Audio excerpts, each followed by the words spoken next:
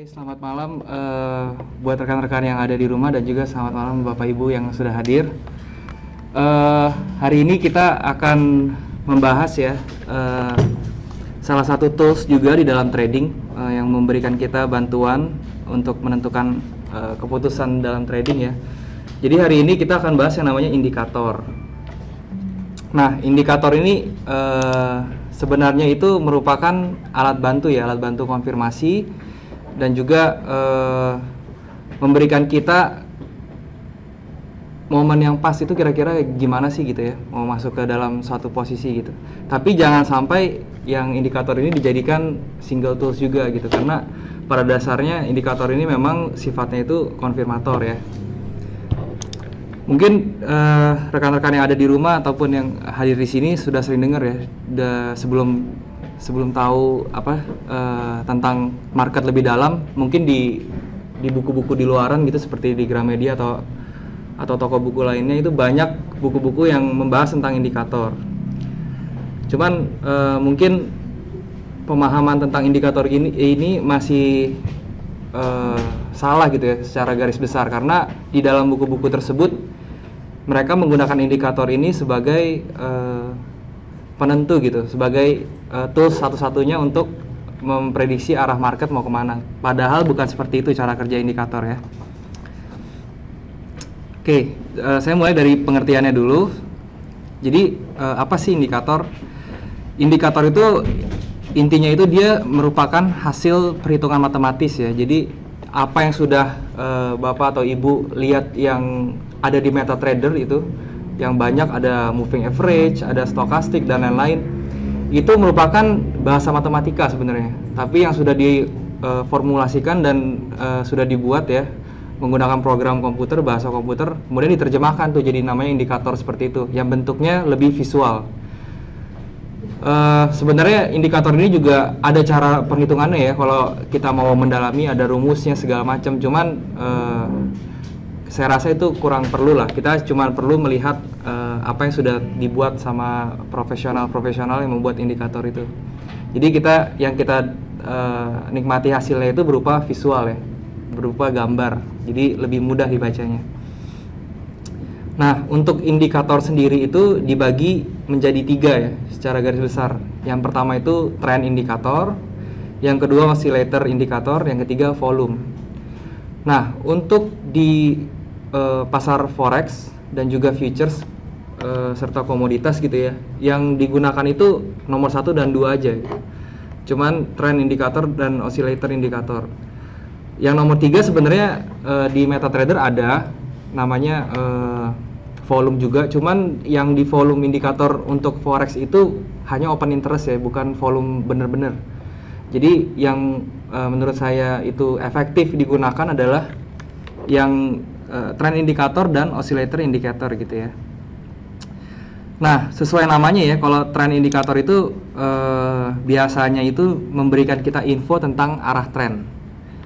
Jadi dia memberitahu kita tren ini sedang apa sih, apakah sedang naik atau turun gitu ya, atau mungkin sedang sideways. Nah, itulah gunanya trend indikator.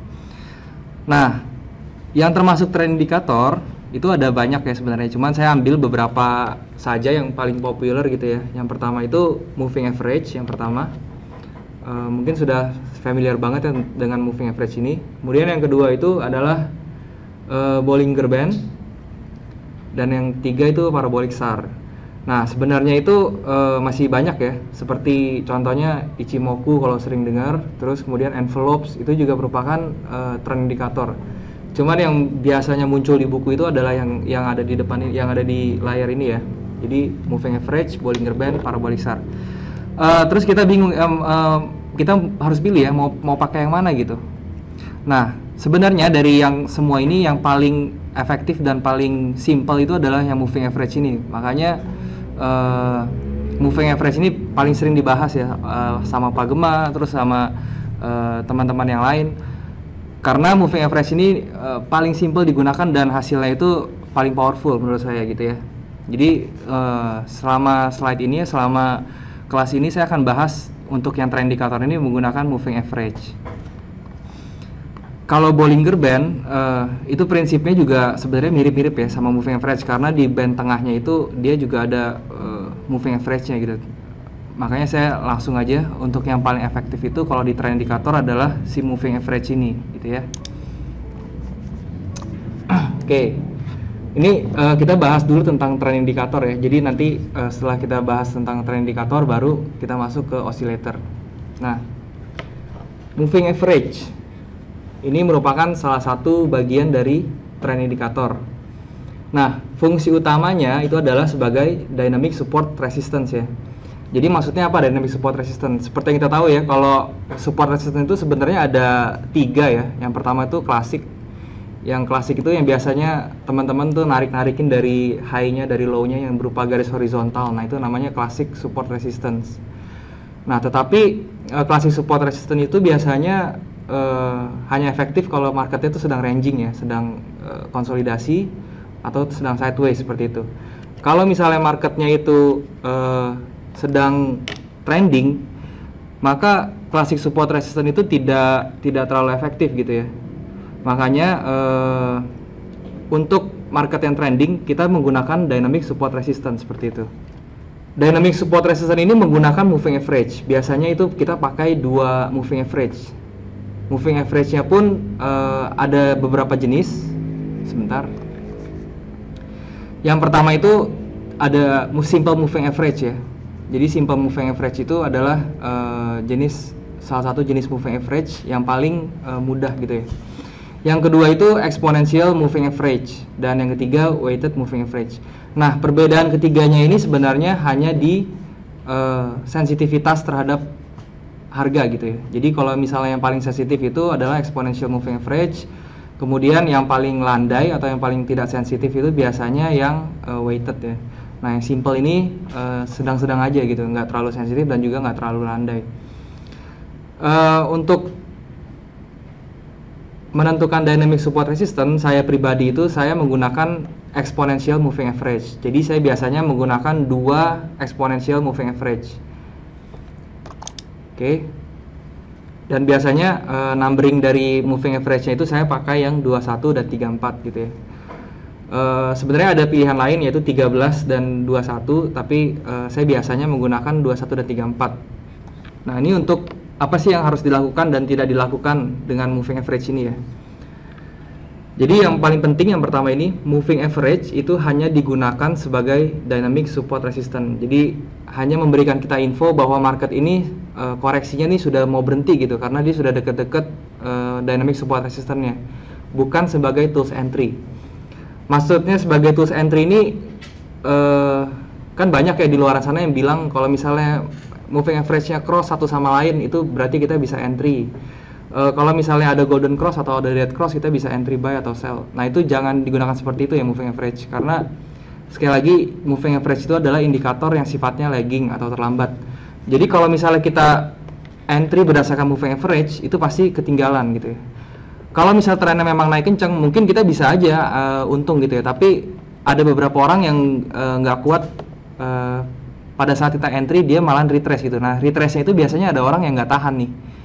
Kalau misalnya kita bisa tahan-tahan sih ya nggak masalah gitu ya. Tapi kalau misalnya kita tangannya gatal gitu ya, ini yang jadi masalah seperti itu. Jadi sekali lagi jangan dipakai untuk entry seperti yang kayak golden cross, dead cross itu jangan deh. Ini kan lebih baik kita gunakan ini hanya sebagai dynamic support resistance gitu ya. Nah, kemudian yang kedua, moving average ini lebih baik digunakan pada saat market itu trending. Jangan digunakan ketika market sedang sideways gitu ya. Jadi kalau misalnya marketnya itu sedang ranging atau sedang sideways, maka moving average ini tidak lagi bisa menjadi patokan kita sebagai dynamic support resistance. Dia tidak akan respect gitu. Jadi akan sering terlihat bahwa moving average itu pasti ditembus atas bawah.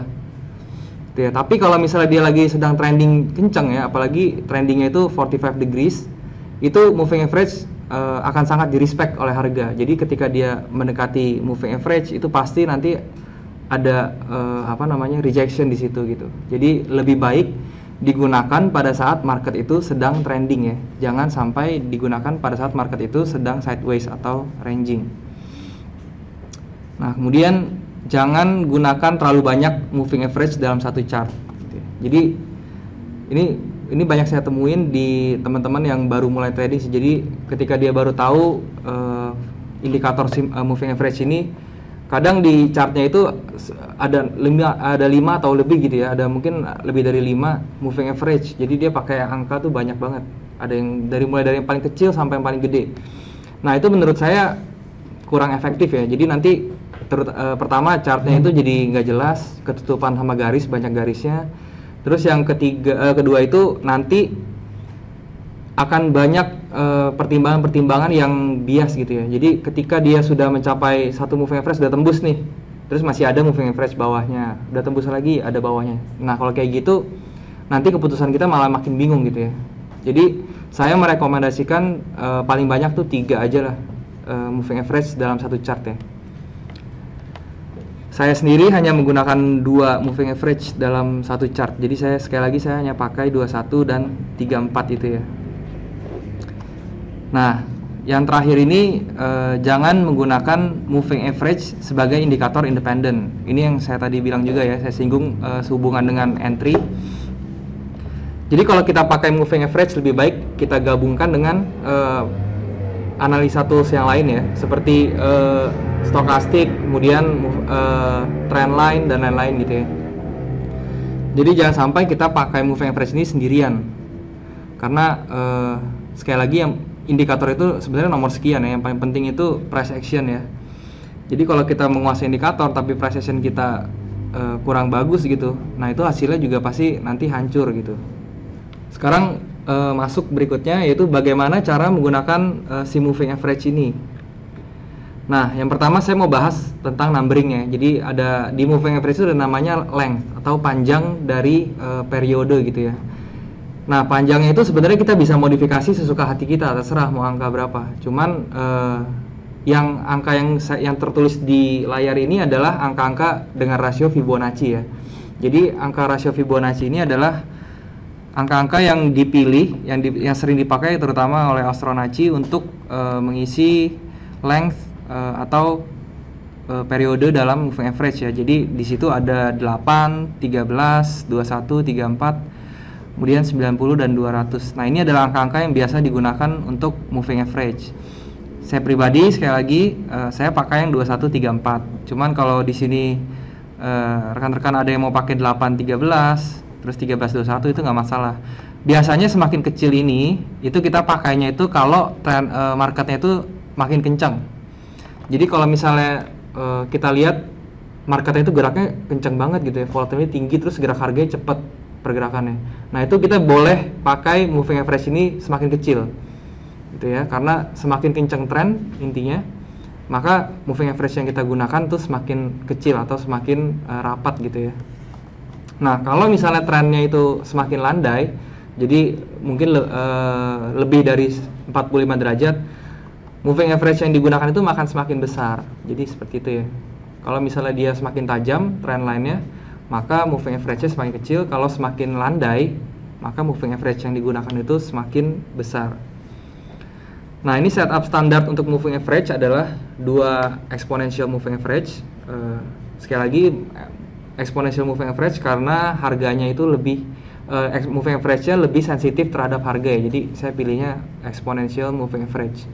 Dan length-nya itu 1321 atau 2134. Jadi ini sekali lagi terserah masing-masing mau pakai yang mana.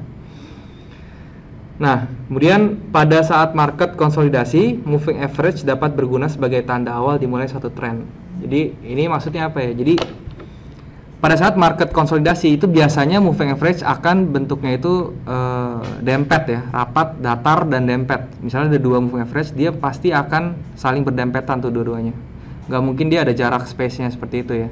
Nah, kenapa dia bisa jadi penanda awalnya satu tren? Jadi kalau misalnya harga itu sudah mau membuat tren baru, moving average ini akan membuka gitu, jadi akan melebar. Nah, kalau misalnya kita lihat harga itu naik, kemudian dibarengi dengan moving average ini melebar, seperti membuka gitu ya, memberi jarak. Nah, itu bisa jadi adalah tanda awal terbentuknya suatu tren baru. Jadi kita bisa siap-siap gitu ya, bisa ambil ancang-ancang seperti itu. Nah, kemudian pada saat market sedang trending, moving average dapat berguna sebagai dynamic support resistance yang sangat reliable. Jadi sekali lagi, kalau misalnya market itu sedang trending, sedang uptrend atau downtrend, maka moving average ini sangat reliable atau sangat bisa dipakai ya. Jadi saya pun memang sering banget menggunakan moving average ini untuk mencari momen juga gitu ya. Jadi memang moving average ini cukup powerful untuk market yang sedang trending seperti itu. Nah, ini adalah contoh moving average. Nah, ini ya maksud saya ya. Jadi bisa dilihat di yang di pojok paling kiri nih, paling kiri atas. Itu mungkin sebelumnya tuh dia bentuknya datar ya. Nah, tapi kalau pada saat dia mulai turun nih, harga bergerak di sini turun. Nah, ini moving average ini kan tadinya harusnya dempet gitu ya kalau lagi sideways. Nah, pada saat dia turun, ini maksud saya sedang membuka itu seperti ini. Jadi antara biru dan merah ini melebar gitu ya. Jadi membuat space gitu.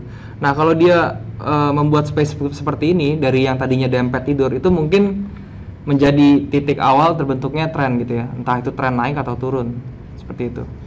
Nah, ini kalau misalnya kita lihat di gambar, tren yang yang turun pertama ini itu cukup tajam ya. Jadi 45 degrees angle ke bawah itu udah pasti ada. Nah, kalau tren yang seperti ini, maka seperti yang tadi dibilang juga ya, moving average itu akan menjadi sangat reliable. Harga itu akan respect terhadap moving average. Mungkin akan terjadi penembusan yang false break seperti ini, tapi nggak jadi gitu ya. Tapi pada intinya dia itu respect sekali dengan moving average ini gitu. Jadi kita lihat dia di sini rejection ke bawah, terus pada saat dia menyentuh lagi yang garis biru ini, dia langsung rejection lagi ke bawah gitu ya. Nah, pada saat dia ini menembus, kemudian membentuk harganya tuh berada di atas moving average, itu menandakan bahwa trennya itu sudah mulai lemah gitu ya. Tapi apakah dia itu pasti ada pembalikan tren? Belum tentu ya. Jadi yang pasti itu trennya sudah lemah dulu. Ini kebetulan dia pada saat dia menembus, dia langsung ke atas dan membentuk tren baru ya. Tapi yang seperti itu jarang sebenarnya. Kebanyakan tuh pada saat dia ke atas gini, nembus, dia konsolidasi dulu nih, ranging dulu gitu ya. Tapi intinya pada saat moving average-nya ini sudah ditembus gitu ya sama harganya, terus trend line-nya kalau kita tarik dari sini ke sini itu juga ditembus, itu berarti trennya sudah lemah gitu ya, atau sudah mau berganti. Nah, pada saat dia berganti seperti ini pun kita lihat ya, dia 45 degrees ke atas, dan sekali lagi moving average-nya itu di respect ya. Jadi pada saat dia mendekati area ini, dia langsung rejection, kemudian rejection dan rejection gitu ya. Gunanya space ini antara ruangan yang kosong ini antara merah dan biru tuh kita bisa namakan ini menjadi area support resistannya ya. Jadi area entry kita tuh sebenarnya bukan pas di garis biru atau pas di garis merah aja gitu. Tapi semua area yang di bawah garis biru dan di atas garis merah. Jadi area kosong ini juga kita bisa jadikan area untuk entry gitu ya. Jadi sekali lagi kita bukan hanya melihat dari pada saat dia turun nih kena garis birunya udah pasti naik, belum tentu juga. Bisa jadi dia di bawah turun dulu, masuk ke area ini baru di bawah naik gitu ya.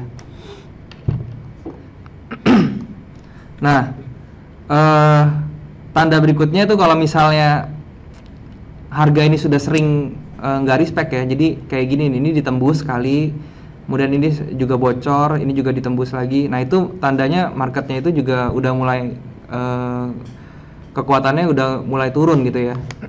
Jadi kalau misalnya dia naik, berarti dia udah mulai nggak kuat naik gitu. Oke, jadi moving average itu intinya sih hanya sebagai dynamic support resistance. Dan untuk entry-nya ya biasa, kalau misalnya dia sedang trending, kita sudah lihat, kita jangan langsung masuk pada saat di wave pertama ya.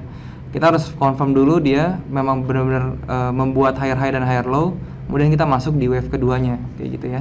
Dan selalu masuk di kepala cangkulnya seperti itu. Oke, kita masuk berikutnya ke oscillator indicator ya. Jadi oscillator indikator ini merupakan indikator momentum ya. Jadi dia kalau yang moving average itu sebagai support resistance, tapi kalau oscillator ini untuk momentum ya. Nah, osilator adalah indikator analisa teknis yang bervariasi dari waktu ke waktu dalam sebuah band atau sebuah range gitu ya. Jadi dia bentuknya memang ada range, yaitu range-nya itu biasanya 0 sampai 100. Nah, Oscillator ini biasanya digunakan untuk menemukan kondisi overbought atau oversold. Itu tidak hanya di stokastik ya, jadi oscillator ini kan banyak ya. Yang termasuk indikator oscillator ini biasanya banyak, tidak stokastik aja, hanya bisa jadi dia RSI, kemudian MACD, CCI, dan masih banyak lagi gitu. Intinya sih fungsi dari oscillator ini untuk memberikan kita info tentang momen yang terjadi dalam market. Yang paling populer di sini adalah biasanya stokastik ya. Jadi stokastik itu seperti yang kita tahu ya, dia itu biasanya bentuknya itu ada range-nya. Ada dari 0 sampai ada dari 100. Nah, bentuknya itu biasanya seperti gelombang ya. Nah, kalau misalnya dia melebihi 80, itu dia akan dibilang overbought ya. Tapi kalau misalnya dia di bawah 20, itu dia akan dibilang oversold. Nah, itu untuk stokastik. Nah, untuk oscillator indicator ini memang ada banyak ya. Seperti saya bilang tadi, ada stokastik, RSI, MACD, CCI, kemudian ada Williams oscillator juga. Ada banyak gitu ya. Tapi sekali lagi karena fungsi mereka itu mirip-mirip, ini bisa dipakai salah satu aja gitu ya. Nggak usah dipakai semua. Dan kebetulan di sini yang saya pakai adalah stokastik gitu ya. Tapi kalau rekan-rekan di sini ada yang suka RSI ya itu nggak masalah gitu, karena fungsinya memang sama kurang lebih.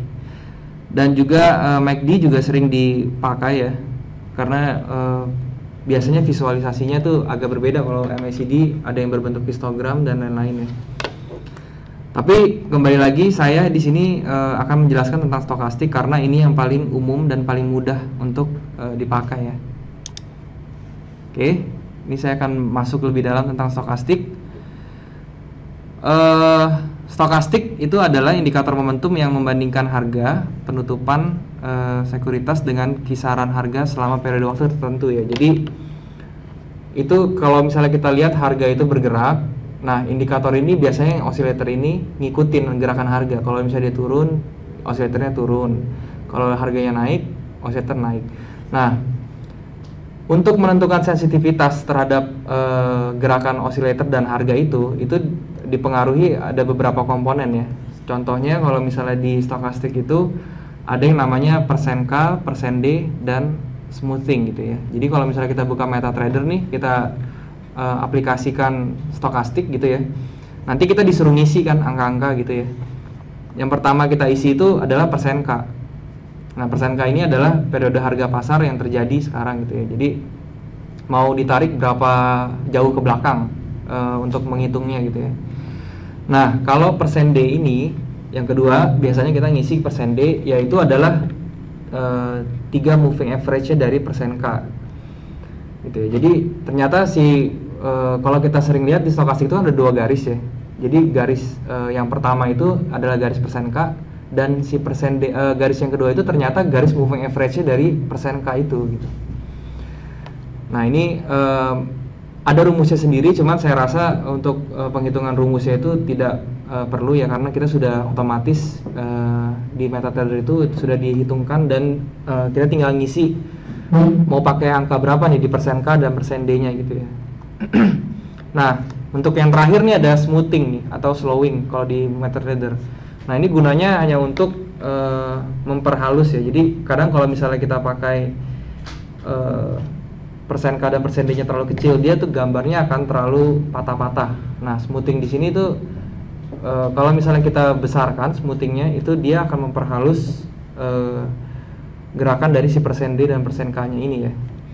Seperti itu. Nah, numbering yang digunakan di dalam stokastik itu biasanya adalah untuk persen K-nya 5, untuk persen D-nya 3, dan slowing-nya 3. Jadi sering disebut 533 gitu ya untuk stokastik. Nah, stokastik dibagi menjadi 3 daerah juga ya. Yang pertama itu netral. Netral itu di area 0 ya. Jadi karena stokastik itu ada bentuknya band itu ranging dari 0 sampai 100. Dari 0 sampai 100, maka daerah netral itu ada di 50. Sorry, ini bukan 0 ya. Jadi daerah netral itu ada di 50 ya. Kemudian yang overbought itu di atas 80. Jadi kalau misalnya harga itu bergerak di atas stokastik 80, berarti dia sudah masuk area jenuh beli ya. Dan juga area oversold, yaitu di area di bawah 20. Nah, kemudian fungsi utamanya stokastik ini sebenarnya apa sih gitu ya. Jadi fungsi dari indikator stokastik ini adalah untuk mencari momen pembalikan arah, dan biasanya itu kita gabungkan dengan divergence ya. Jadi tools yang cocok untuk digunakan bersama stokastik ini adalah si divergence, karena dia bisa menentukan pembalikan arah harga ya dengan cukup presisi seperti itu. Nah, stokastik juga dapat digunakan untuk menentukan momen tanpa menggunakan divergence sebenarnya. Cuman sekali lagi kita harus paham dengan price action ya. Nanti saya kasih contoh di slide berikutnya. Nah, ini adalah apa yang dapat dilakukan terhadap stokastik dan juga yang tidak dapat dilakukan ya. Jadi stokastik ini adalah indikator yang sifatnya lagging juga pada awalnya, tetapi pada saat dia digunakan bersama si divergence, dia itu menjadi leading sifatnya ya. Jadi karena divergence itu bisa kasih kita info duluan gitu sebelum market bergerak. Tapi kalau kita ngikutin stokastiknya cuma berdasarkan dia udah masuk oversold gitu ya misalnya, terus kita langsung nge-buy gitu. Nah, itu juga nggak bisa karena itu pada dasarnya memang stokastik ini masih lagging ya. Nah, kemudian stokastik dapat digunakan tanpa divergence gitu ya, dan kondisi terbaik adalah pada saat market sedang ranging atau konsolidasi. Jadi ini kebalikannya dari moving average ya. Jadi kalau moving average itu kondisi terbaik digunakannya itu pada saat dia trending, tapi justru kalau stokastik itu kondisi terbaik untuk digunakannya itu pada saat dia ranging atau konsolidasi seperti itu ya. Kemudian pada saat market sedang trending atau naik gitu ya, fokus terhadap oversold. Jadi kalau lagi uptrend nih marketnya, kita hanya fokus terhadap oversold, jangan ngelihat overbought-nya ya. Tapi sebaliknya pada saat market itu sedang trending turun atau sedang downtrend, itu kita hanya fokus terhadap overbought ya. Nah, maksudnya oversold ini berarti kita harus fokus pada saat stokastik itu nembus area bawah aja ya, kalau misalnya sedang tren naik. Tapi pada saat tren turun, kita fokus stokastiknya itu pada saat dia nembus area atas seperti itu. Nah, ini sangat penting ya, jangan sampai nanti dia market lagi naik kita tetap makan dua-duanya, itu jangan. Sebaiknya kita hanya makan pada saat dia bergerak di area oversold kalau misalnya sedang tren naik ya. Nah, ini contoh dari stokastik ya. Jadi bisa kita lihat ya, ini tren turun nih, tren harga lagi turun.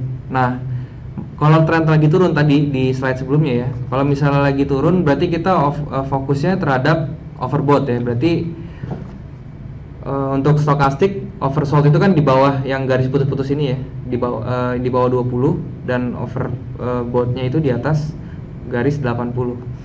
Nah, untuk kondisi tren turun seperti ini kita hanya fokus ketika stokastiknya ini menembus area 80-nya itu aja gitu. Dan tentunya kita siap-siap entry-nya sell ya. Jangan pas tren turun gini itu kita ambil juga. Ini kan pada saat dia nembus turun gini kan dia nembus nih yang ke bawah nih, yang di bawah 20 ya. Nah, ini kita nggak usah berbuat apa-apa, kita diamin aja sampai dia nanti berbalik ke atas, harganya juga balik ke atas, terus dia nembus si 80 areanya. Itu baru kita yang kita perhatikan pokoknya nembus area-area di atas 80 aja ya. Kalau misalnya dia nggak nyampe seperti ini gimana ya, jangan diambil lah, nggak apa-apa gitu ya. Kita tunggu sampai dia kena lagi garis di atas 80. Iya, di atas 80 Pak, gitu ya. Nah, untuk yang sideways seperti ini kita bisa makan atas bawahnya baru. Tapi kita bisa melakukan seperti itu kalau misalnya kita sudah tahu nih, sudah confirm dia itu lagi sideways. Jangan pada saat dia nembus pertama gini udah langsung berasumsi itu sideways. Nggak bisa gitu juga ya. Jadi kita harus sudah tahu nih, oh ini ternyata kondisi pasarnya memang sedang ranging nih, sedang nggak jelas mau kemana trennya, atau sedang nggak kemana-mana gitu ya. Nah, pada saat itulah kita baru boleh menggunakan stokastik sebagai entry. Jadi kita bisa mengambil pada saat overbought atau oversold kalau pada saat sideways, karena dia pasti akan mantul-mantul harganya, gitu ya. Nah, sebaliknya kalau misalnya marketnya itu, ini kan kebetulan turun ya.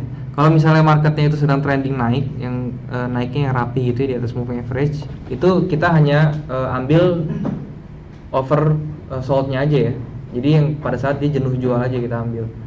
Jangan kita ambil yang overbought-nya juga, karena itu akan sangat berbahaya kalau misalnya marketnya sedang naik trennya ya. Berikutnya ini saya mau memberi sedikit tips ya, gimana sih caranya kita menggabungkan moving average dan stokastik. Cara pakainya itu gimana gitu ya.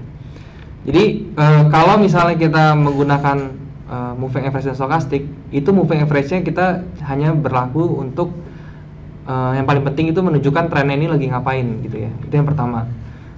Gampang ya kalau pakai moving average itu, kita mau tahu trennya sedang apa. Kalau misalnya dia sedang turun kayak gini, kebuka ya rapi gini, berarti trennya sedang turun. Sebaliknya kalau misalnya dia yang lebih kecilnya di atas moving average-nya, terus terbuka rapi seperti ini, berarti trennya sedang naik. Kalau trennya moving average-nya bentuknya seperti ini nih, rapat gitu ya, atau dempet, dia berarti sedang sideways. Intinya sih seperti itu aja ya. Nah, itu fungsi moving average yang pertama kalau misalnya kita mau gabungin MA sama stokastik. Fungsi MA yang kedua itu sebagai dynamic support resistance-nya gitu. Jadi pada saat dia tren turun gini ya, kita tahu nih dia kalau misalnya naik koreksi tuh sampai di daerah moving average paling mentoknya tuh berapa gitu, kita bisa tahu kan. Nah, untuk entry-nya itu kita pakai stokastiknya. Jadi seperti yang saya tadi bilang ya, jadi pada saat dia tren turun seperti ini, sekali lagi kita fokusnya ke overbought ya, overbought ya. Jadi yang jenuh beli. Nah, jadi pada saat market turun gini nih, pada saat di sini, ini stokastik masih di bawah nih ya. Nah, kita nggak usah action apa-apa dulu, nggak apa-apa, nggak usah takut ketinggalan, nggak usah takut nggak dapat posisi atau apa, jangan takut seperti itu ya. Jadi kalau misalnya dia turun ternyata bablas terus, ya sudah, berarti masih ada next chance gitu, masih ada kesempatan berikutnya. Nah, tapi di market yang sedang trending, mau kayak gimana trendingnya pun, itu pasti nanti ada koreksinya gitu, pasti ada naiknya ke atas. Nah, pada saat dia koreksi kayak gini, terus stokastiknya sudah sudah ada di area overbought. Ini sebenarnya masih riskan ya, karena ini masih gelombang pertama, kita belum tahu stokastik MA-nya pun belum menunjukkan dia tuh jelas akan turun. Nah, ini sebenarnya kita jangan langsung entry, tapi kita sudah mulai siap-siap aja gitu ya. Oh, ini berarti ini tren baru mau terbentuk nih. Saya berarti harus standby selama kira-kira 2 hari ke depan misalnya, karena ini saya pakai H4 ya. Jadi biasanya kalau tren di H4 itu kan berlangsungnya itu minimal tuh 1-2 hari ke depan gitu ya. Jadi berarti 2 hari ke depan saya harus sudah siap-siap nih untuk entry. Itu cara yang pertama ya. Nah, ketika dia turun lagi dan dia retrace dan bikin new low di sini, nah disitulah kita baru boleh entry di stokastik berikutnya ya. Which is kita dapatnya itu biasa di area yang di sini nih, di area yang sebelah sini itu kita bisa ambil gitu. Cara entry-nya gimana? Sama, kita tunggu pas dia turun itu, kita nggak usah berbuat apa-apa, tapi pada saat dia retrace, kita perhatikan stokastiknya apakah dia itu sudah tembus di area overbought-nya ya. Jadi kalau misalnya dia tembus di area overbought-nya, itu kita entry nggak apa-apa, kita langsung entry. Dan TP-nya itu biasanya TP pertamanya kalau kita entry itu adalah di swing low sebelumnya, gitu ya. Itu yang paling dekat. Dan TP idealnya biasanya di 1272 external retracement-nya ya. Jadi kita tarik Fibo dari sini, dari bawah ke atas, kita cari nih 1272-nya di mana. Gitu. Itu 80% 1272-nya kena, pasti dikejar kalau dia memang sedang trending gitu ya. Kalau SL-nya itu gampangnya di swing high sebelumnya, Pak. Gitu ya. Tapi kalau misalnya ini kan kebetulan dekat, Pak ya. Kalau misalnya swing high-nya kebetulan jauh nih, misalnya dari sini ke sini gitu ya, bisa di atas garis moving average-nya aja. Gitu ya. Jadi misalnya dia di sini pakai tie entry apa ya. Terus turun. Terus kita pasang SL-nya gimana? Berarti kita selisihin kira-kira 20-30 pips di atas moving average terakhir ya. Itu yang paling simple. Eh, nah, pokoknya gini. Tapi kalau misalnya pakai cara seperti itu ada kekurangannya Pak. Kekurangannya itu kalau misalnya dia retrace-nya itu melebihi moving average. Karena gini, moving average yang sudah dijebol kayak gini, itu belum tentu dia akan naik. Kalau misalnya dia nggak nge-cross, ya. Jadi crossing itu kita mau cuma sebagai konfirmasi apakah benar-benar trennya ini sudah lemah gitu. Tapi kadang-kadang kebanyakan ya ini crossnya pada saat dia naik tembus moving average itu dia itu nggak sampai nge-cross gitu loh. Dia cuma mendekati garis moving average seolah-olah dempet terus dihajar lagi ke bawah. Seperti ini kasusnya ya. Jadi dia nggak benar-benar nge-cross dan dia ternyata nggak naik gitu. Nah seperti itu. Sebenarnya yang paling aman itu kalau untuk SL ya berarti di swing sebelumnya sih sebenarnya. Gitu Pak. Tapi kalau pada saat di swing sebelumnya terlalu jauh, terus kita sudah lihat ini harganya itu sudah lewat nge-break dia punya moving average, terus moving average-nya juga sudah cross gitu ya. Nah itu kita boleh cut loss langsung gitu ya. Contohnya seperti ini nih. Iya, contohnya seperti ini Pak. Dia turun kan, kita entry di sini, terus dia break kan. Nah ini ke cross kayak gini Pak, tegas nge-crossnya nih. Ini udah langsung aja nih kalau kayak gitu, langsung kita cut. Jadi sebenarnya kalau kita gunain dua indikator ini bersamaan ya dengan price action-nya betul, ini sudah sangat-sangat cukup ya untuk entry di saham maupun di forex, terutama di saham ini cukup banget ya. Jadi kalau misalnya stokastiknya itu belum tembus, belum kena 80-nya, minimal tuh kena Pak, 80 pas gitu. Jadi di sini kan kita bisa lihat ya angkanya nih. Kalau misalnya visualnya agak rancu, kita lihat angkanya aja. Kalau misalnya dia udah sampai 80 itu kita langsung entry Pak. Tapi kalau belum nyampe, saya sih nggak mau ambil Pak. Iya. Lebih baik tunggu aja sampai dia tuh kena 80-nya gitu ya. Ini Pak, yang titik-titik ini, komanya aja sih Pak. Jadi ini kan satuannya kan dia 83, sekian gitu kan. Jadi ini memang indikator ini aja sih, nunjukin kalau misalnya tuh 83 sekian, jadi lebih presisi gitu Pak. Cuman kita sebenarnya nggak usah lihat koma-komanya ini, kita lihat angkanya aja nih yang depannya Pak. Kalau belakang itu angkanya yang mana itu? Kan ada dua. Nah ini yang depan ini persen K, yang belakang ini persen D nya Pak. Gitu. Jadi yang ini tuh yang garis tegas ini yang biru. Kalau yang kedua ini yang putus-putusnya ini yang merah. Iya gitu. Ini ada sedikit tips and trick ya. Jadi indikator itu sekali lagi itu hanyalah alat untuk konfirmator, bukan sebagai single analysis tool. Jadi jangan sekali-sekali entry menggunakan indikator ya gitu. Jadi entry itu hanya pakai indikator-indikator aja. Tetap harus diperhatikan price action karena itu merupakan teknik fundamentalnya, teknik intinya gitu. Tanpa ada price action kita pasti ngaco pakai yang namanya indikator. Ya, apalagi di moving average dan stochastic. Ini kalau misalnya kita nggak tahu price action-nya, berarti kita makainya itu pasti ngaco deh. Makanya itu kita nggak tahu di tren yang mana, terus kemudian marketnya sedang apa gitu ya. Kita main pakai aja langsung. Nah, kemudian jangan menggunakan indikator terlalu banyak dalam satu chart. Ini yang juga sering muncul ya. Jadi kebanyakan trader-trader itu menggunakan indikator tuh banyak banget. Dia pakai yang trend indikator di chartnya itu moving average, Bollinger Band dipakai semuanya gitu ya. Kemudian di osilator juga dia pakai banyak gitu ya. Ada stochastic, ada RSI. Pokoknya satu layar itu di komputer itu semuanya penuh dengan indikator. Nah itu juga nggak boleh ya. Pertama sekali lagi selain karena dia itu harganya jadi nggak kelihatan, yang kedua itu adalah itu nggak ada gunanya, jadi malah bikin kita bingung gitu. Yang satu indikatornya bilang naik, yang satu indikatornya bilang turun kadang-kadang.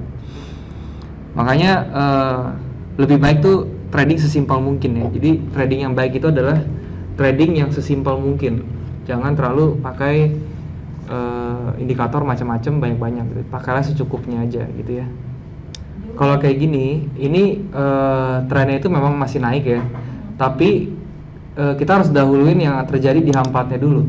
Kalau misalnya kita mau buy, misalnya, itu harus kita confirm, jangan langsung lihat D1 kan kayak gini gambarnya ya. Kita intinya kalau ngeliat gambar gini kita maunya kan buy ya.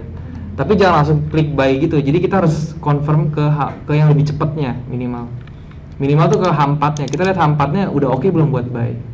gitu ya. Kalau kayak gini berarti tunggu kayak gimana dulu? Iya, kalau kayak gini berarti nggak oke nih, jangan buy dulu, tunggu sampai dia itu minimal dia tembus high ininya dulu nih, gitu, baru boleh. Ini begitu dia tembus high ini pun dia cuma jadi konsolidasi ya, belum jadi tren yang bagus ya. Tapi seenggaknya kalau misalnya dia tembus high yang ini, itu berarti tren turunnya tuh udah lemah lah, udah mau kelar gitu. Jadi yang pertama harus dilakukan itu ya nunggu di sini. Kalau misalnya mau buy gitu ya, dia harus break ini dulu, baru nanti pas dia break, dia retrace. Ini otomatis kalau dia break sini, ini moving average-nya udah pasti berubah nih, nggak kayak gini lagi gitu ya. Jadi pas dia retrace ke bawah, nah itu mungkin bisa entry. Dan lebih bagus lagi diturunin lagi ke yang lebih kecil ya. Gitu. Nah kalau kayak gini kan, ini kita lihat deh kalau dia yang lebih kecil lagi ya.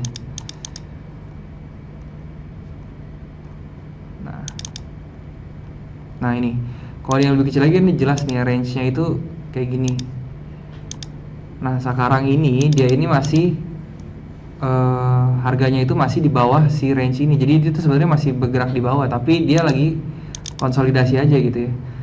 Nah ini kalau misalnya dia kondisi seperti ini kemungkinan akan turun lagi nih, karena dia tuh udah berkali-kali mau masuk nggak dikasih gitu ya.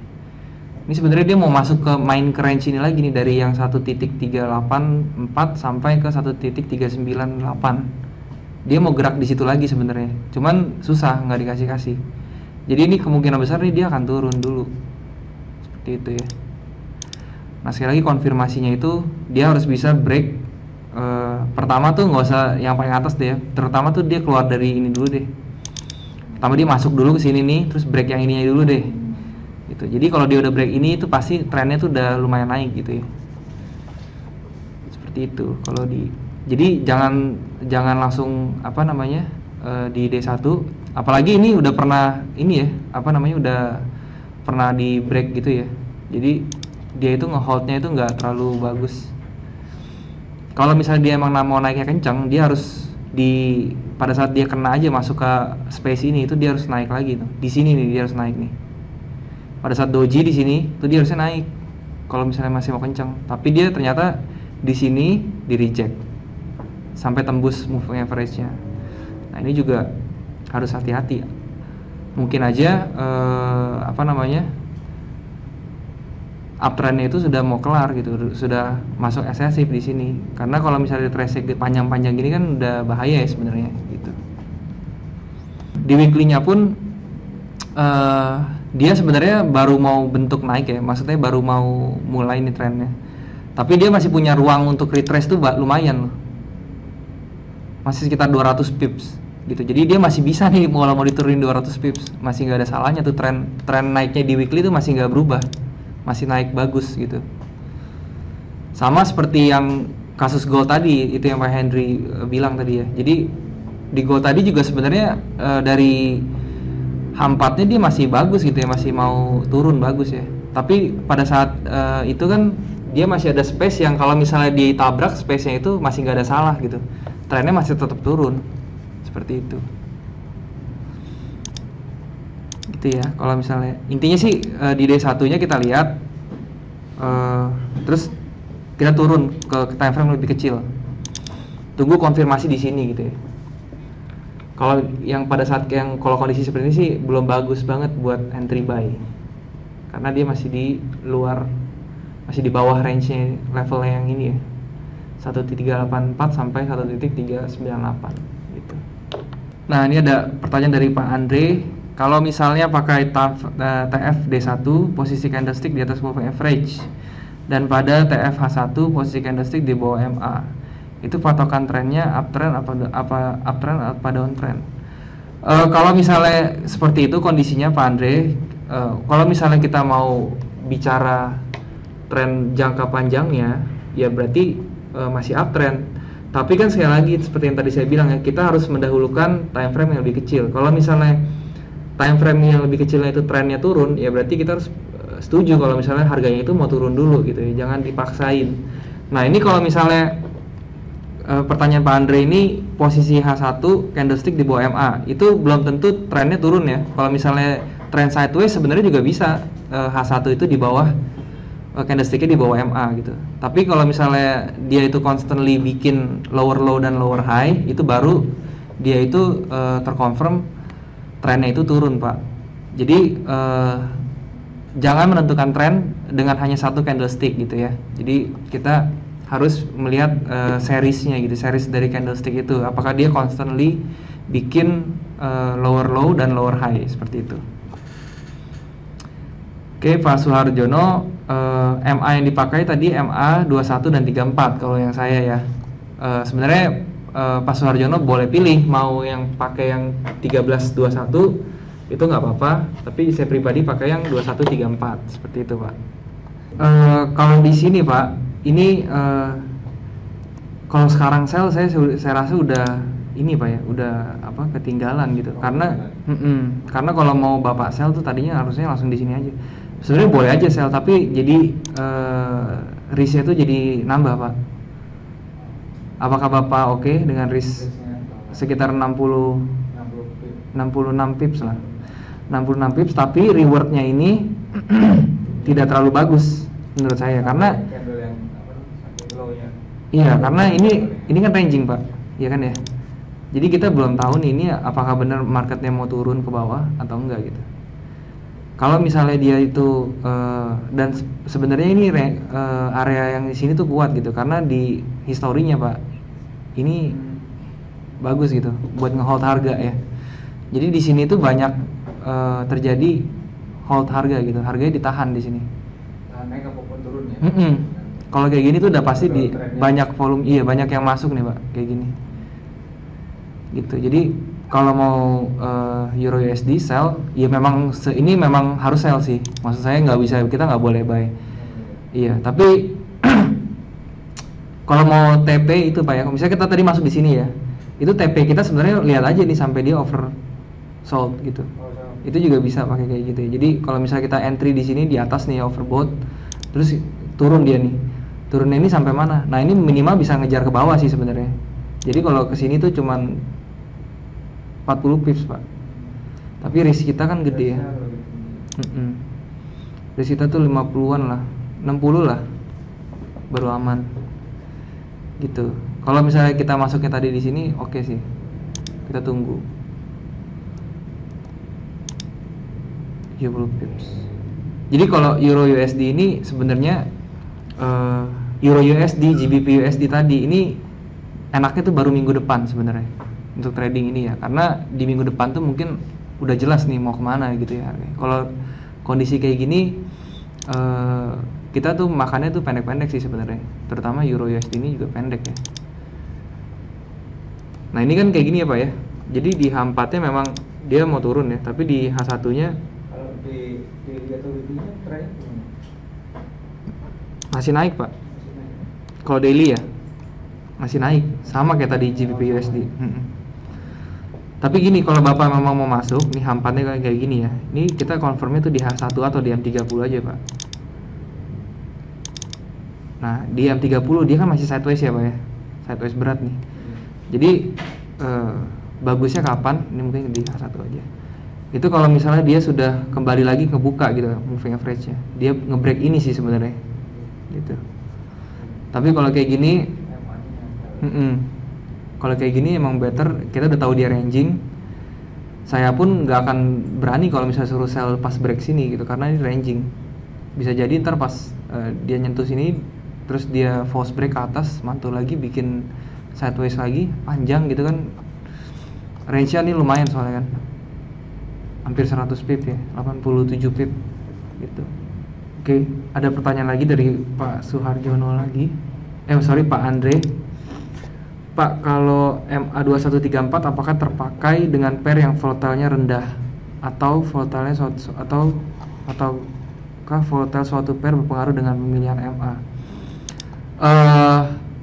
Sebenarnya sih yang lebih tepatnya bukan volatilenya, Pak ya, tapi kekuatan trennya, Pak, yang berpengaruh terhadap pemilihan MA gitu ya. Seperti saya bilang tadi.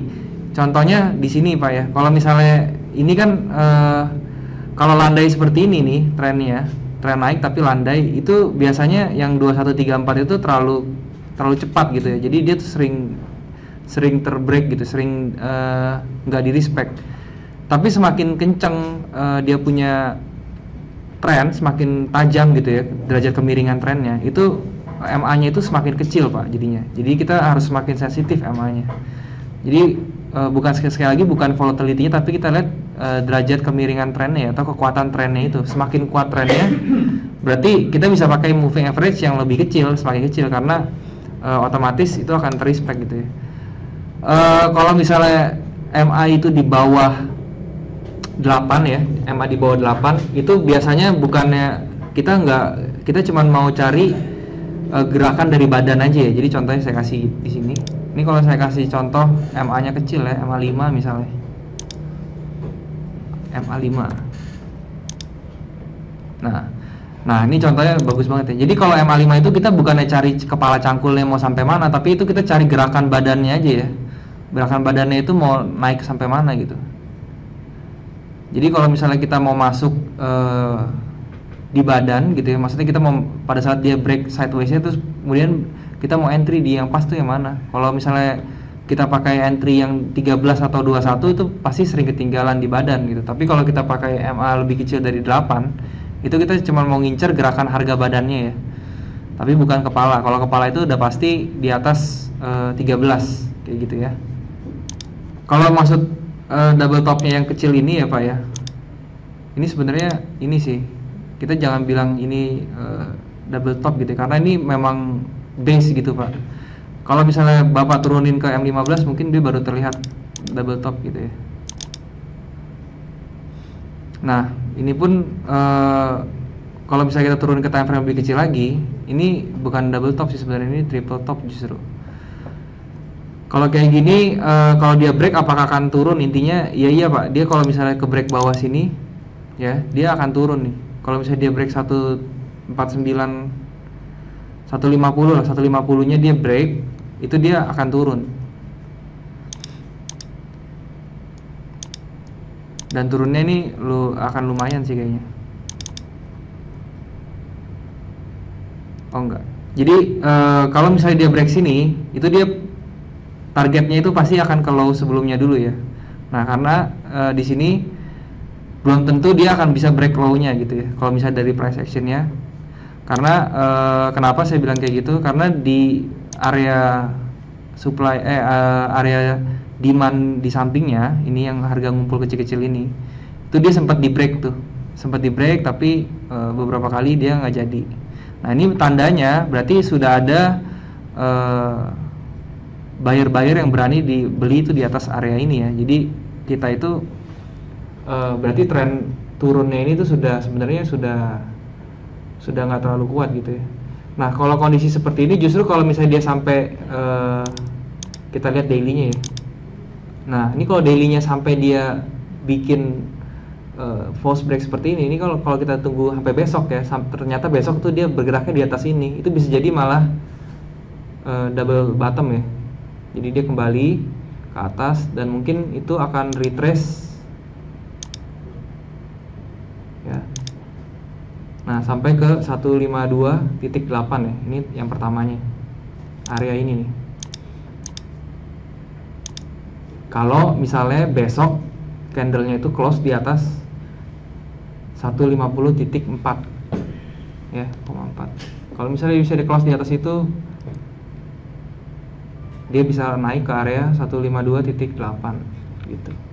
Gimana sehubungan dengan materi hari ini ya, jadi gimana sih caranya kalau misalnya mau analisa pakai MA dan stokastik di market sebenarnya ya. Ini saya ambil contoh di pair Jepang aja ya, jadi mirip-mirip sih sebenarnya kalau misalnya di Jepang. Oke, saya coba di Kanada Jepang Yen ya.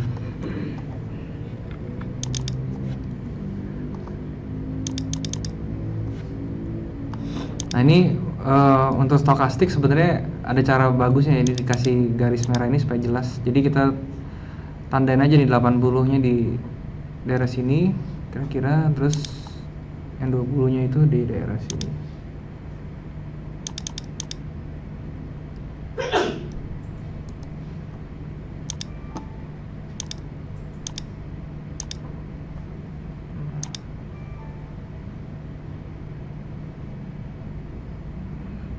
average ini ya. Nah, saya selalu mulai di H4 ya. Jadi untuk intraday selalu mulai di H4. Nah, ini kita lihat ya. Jadi untuk di Kanada Jepang Yen itu trennya masih jelas turun.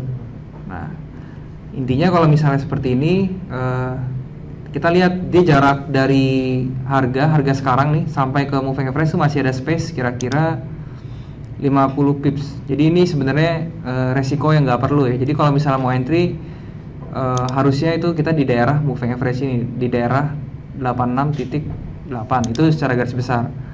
Tapi kalau misalnya mau lebih detail, di sini kita lihat ini moving stokastiknya sudah mulai bergerak naik gitu ya. Jadi memang harusnya itu dia sudah, kalau mau naik dia sudah nggak jauh-jauh lagi gitu. Dia mau turun sebentar lagi. Tapi kita langsung turunin ke M30-nya ya. Sekali lagi, jadi di H4-nya kita cuma mau lihat trennya nih, moving average-nya masih turun, bagus ya.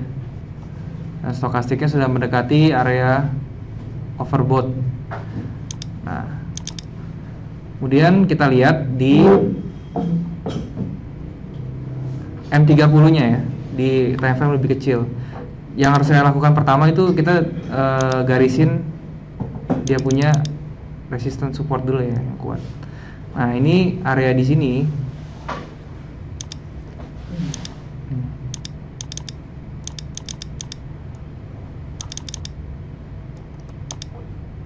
Ya, jadi area ini ya dari 86.2 sampai 86.4 itu jadi area support resistennya ya. Nah, untuk entry-nya itu lebih baik. Ini kan kita lihat ya di sini moving average-nya kan kacau ya. Jadi sebentar, ini saya hapus dulu. Yang 5 nggak usah dipakai ya. Jadi kita lihat aja dari sini yang moving average 21, 2, 3, 4-nya dia masih belum bagus. Dia masih rapat-rapat, terus dia mulai break di sini, ternyata dia masih sideways juga gitu. Nah, untuk konfirmasinya itu lebih baik kita tunggu dia itu break dari si 86,2 gitu ya. Terus kalau bisa dia breaknya tuh yang jauh sedikit. Jadi nanti pas dia break sudah jauh, terus moving average-nya sudah bagus, kemudian pas dia retrace kita tinggal perhatikan si stokastiknya gitu ya. Jadi kalau dalam kasus ini kita tunggu dulu dia break sini ke bawah. Kemudian pada saat dia retrace ke sini, ini lebih bagus kalau misalnya area yang saya garisin ini mentok dengan ini ya, maksudnya cluster dengan moving average-nya gitu. Itu jadi lebih bagus lagi. Nah, ini kalau misalnya dia retrace yang ini, itu kita perhatikan, sudah boleh perhatikan stokastiknya tuh. Stokastiknya kita tunggu aja sampai dia overbought ya. Nah, begitu sudah overbought, itu baru kita boleh ambil sell seperti itu. Dan tentunya kalau misalnya kayak gitu, kita punya stop loss juga jadi nggak terlalu besar ya. Jadi sekitar 50 pips, tapi kita punya reward itu lumayan. Reward kita itu bisa sekitar 60 pips ya. Jadi target kita tuh ke low sebelumnya aja dulu kalau misalnya kondisinya seperti ini. Nah, jadi seperti itu ya cara menggunakan stokastik dan moving average. Jadi simpelnya kita tunggu dia break dulu ke area supply demand-nya ini. Pada saat dia break, kemudian pas retrace kita baru boleh entry. Dan entry-nya tunggu pakai stokastik yang 533 itu gitu ya. Oke, buat rekan-rekan di rumah, mungkin sekian dulu ya webinarnya ya. Karena tidak ada pertanyaan lagi. Jadi thank you dan sampai jumpa di webinar berikutnya.